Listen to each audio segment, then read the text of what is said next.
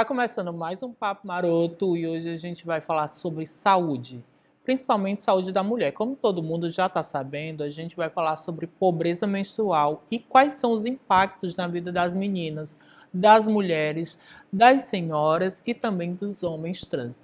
Então a gente vai conversar hoje com Bárbara Barros, ela que é ginecologista e também obstetra. Ela que faz parte de um coletivo chamado Coletivo Cordão e ela fala com a gente de outro local, de outra cidade e de outro estado. Tudo bom, Bárbara? Tudo bem? Prazer estar com vocês.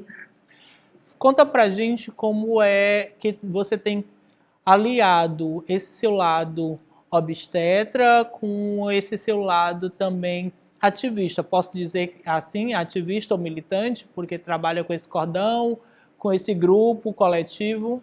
Na verdade, desde que eu escolhi, né, ser ginecologista e obstetra, já veio a militância junto. Eu me entendi antes como mulher e feminista, e depois que eu descobri o meu lugar na medicina enquanto ginecologista e obstetra, e encontrei essas mulheres maravilhosas do Coletivo Cordão.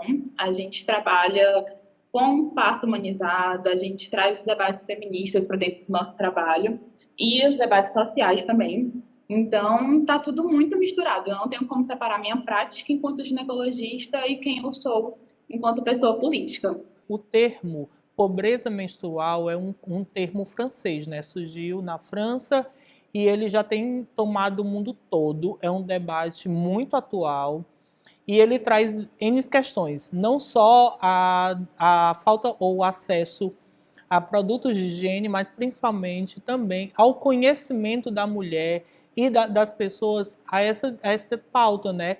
Essa pauta de saúde feminina, de saúde ginecológica.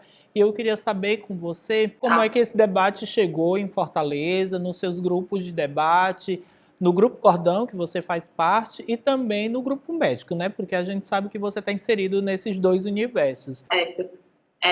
a pobreza menstrual ela sempre esteve presente, né, na nossa sociedade, mas nem sempre visível aos olhos. Tá? O grupo meio médico acaba sendo um meio extremamente privilegiado, então muitas vezes a gente não para olhar o que está acontecendo ao nosso redor. E o debate ficou mais intenso depois daquele documentário que foi lançado, Absorvendo o Tabu. Acho que a gente começou a se tocar mais sobre essa realidade, e principalmente depois dos projetos de leis que começaram a propor uma forma de debater e melhorar a questão da pobreza menstrual. Inclusive, o projeto de lei recente, que foi aprovado pelo Congresso, mas que foi vetado pelo presidente, nos dois artigos que previam a distribuição gratuita de itens de higiene básica para pessoas que menstruam. Como eu tinha falado anteriormente, o termo ele fala tanto da saúde, né, de processos de saúde básica, como absorvente, distribuição de absorvente, crises financeiras, problemas da crise do capital, né, e desse Estado moderno, mas também crises do conhecimento. Aí vem a pergunta que não quer calar. O que toda menina, mulher, senhora, mas principalmente os homens deveriam saber sobre esse tabu, sobre esse questionamento e sobre essa pauta? A gente precisa se situar o que é a menstruação. A menstruação é extremamente normal e fisiológico, mas eu acho que muitas vezes os homens não pensam pela perspectiva de que as pessoas que têm útero, as mulheres, os homens trans, eles passam em média 35 anos da sua vida menstruando. Isso uma vez por mês. Geralmente dura de 5 a 7 dias. A gente troca de absorvente em média de 4 em 4 horas. Então, imagina quanto tempo da nossa vida que a gente passa menstruando e como que isso afeta o nosso convívio, o nosso acesso a estudo, o nosso acesso a trabalho, quando a gente não tem a oportunidade de ter acesso a produtos básicos de higiene, a saneamento básico, a infraestrutura que consiga nos proporcionar um bem-estar durante esse período. Então, eu acho que isso é o mais importante, a gente ter noção do impacto que isso tem na vida dessas pessoas, na vida das mulheres e principalmente no acesso ao estudo. O maior impacto que quando a gente pensa em pobreza menstrual, é que, em média, 28% das meninas precisam voltar à escola porque não têm acesso a itens básicos, porque não tem absorvente, porque na escola não tem estrutura para se higienizar. no período que se deve. Essas meninas que faltam à escola, elas perdem em média 45 dias de aula no ano letivo. Então, que impacto que isso vai ter na vida dessas meninas? Desde o início da pandemia, a Unicef tem disponibilizado cartilhas falando tanto dos trabalhos, tratamentos e acompanhamentos da saúde da mulher, como também outros debates sobre sexualidade e pobreza menstrual. Essas cartilhas elas são distribuídas, inclusive a gente vai deixar o link no nosso site para quem quiser ter acesso a essa cartilha. E eu queria saber qual é voltando para a sua resposta anterior, como é que essas cartilhas elas são recebidas? Assim, se existem aí em Fortaleza e no seu grupo algum tipo de técnica ou tecnologia, porque a gente fala de tecnologia, mas nem sempre é celular, pode ser o conhecimento. Quais essas técnicas e tecnologias se tem chegado à população de Fortaleza, às mulheres de Fortaleza? E como é que essas cartilhas elas são vistas pelo corpo médico, né? Pelos seus pares? No meio médico, isso ainda é um termo da pobreza menstrual, ainda é uma situação pouquíssimo debatida. Falta muito no meio médico essa discussão, falta muito das iniciativas públicas. Que a gente mais tem aqui em Fortaleza são organizações não governamentais que tomam a frente desse debate e acabam organizando campanhas de levar esse debate nas escolas públicas. Isso foi muito prejudicado com a pandemia, mas o que tem feito? Tem um programa que é o projeto Deixa Fluir aqui em Fortaleza, por exemplo, e eu já fiz parte de alguns eventos que eles proporcionaram.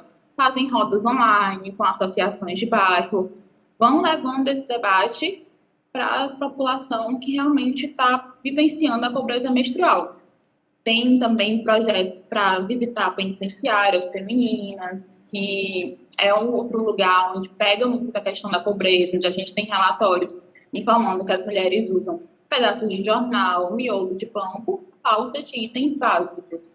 A pandemia prejudicou muito esses eventos, mas eu acredito que as ONGs tenham ganhado cada vez mais força e se mobilizando, já que a gente observa uma ausência do governo nesse debate e essa falta de preocupação em resolver as questões da pobreza menstrual. A gente entende que quando fala sobre pobreza menstrual, a gente não está falando apenas, exclusivamente, de saúde de uma forma prática, mas principalmente de uma forma sensível.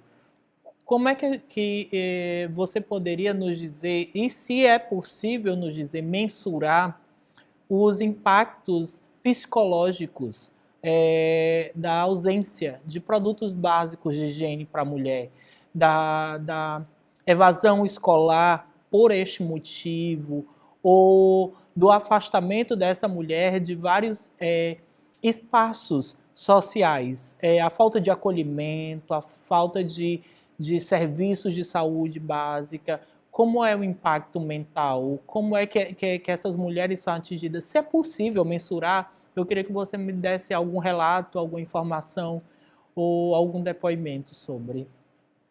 Uma mulher trabalhadora que não tem como sair de casa menstruada, tá? Ali tem uns absorventes, suponhamos, mas chega num trabalho onde não tem um acesso a um banheiro com uma estrutura adequada, onde ela não tem um tempo de intervalo para poder se higienizar de forma adequada. Como que isso vai afetar o trabalho daquela pessoa? Né? É um impacto muito grande, é algo que tecnicamente faz parte da nossa fisiologia, não tem como a gente fugir. Uma vez por mês a gente vai passar ali de 5 a 7 dias menstruada, passando por essa situação. Fora todos os tabus que envolvem a menstruação, a pobreza menstrual está sim relacionada à infraestrutura e falta de acesso a itens de higiene, mas também está relacionada ao desconhecimento em relação a como funciona o nosso corpo. Né? A menstruação está cercada de tabus. A gente pouco fala sobre isso, as mulheres sentem muita vergonha, não gostam de estar naquela situação e muitas vezes não sabem também como proceder corretamente, como se faz a higiene, o que é verdade, o que é mentira, que me falaram sobre menstruação, eu tenho como parar de menstruar. É um assunto muito nebuloso. fica um alerta.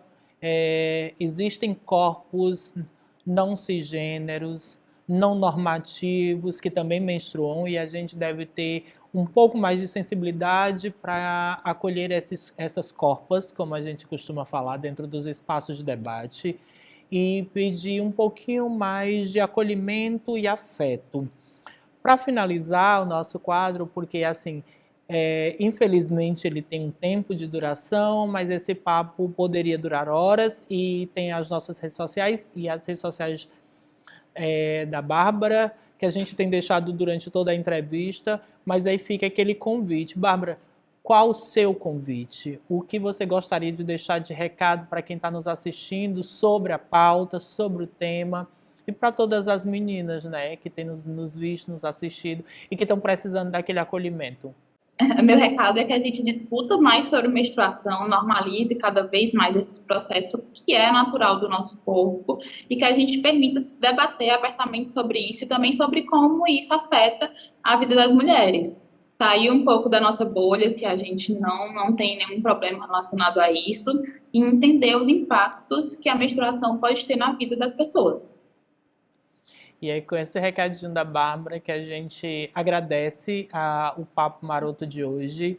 E também fica aquele convite para você que é menino, para você que é pai, tio, sobrinho, primo, não importa. Para você que está ocupando esse lugar de homem no mundo, esse corpo masculino no mundo, fica o convite para pensar esse tema e essas questões com mais atenção, porque a gente precisa de todos nesse debate, a gente precisa que esse debate chegue a outros espaços de discussão. Precisamos conversar com os meninos sobre a saúde das meninas. E é assim que a gente encerra o Papo Maroto, agradecendo mais uma vez e dizendo que é sempre bem-vinda, Bárbara. Obrigada, gente. Obrigada. E é com esse papo super especial sobre saúde da mulher e pobreza menstrual que a gente volta para o estúdio, porque ainda tem muito para rolar.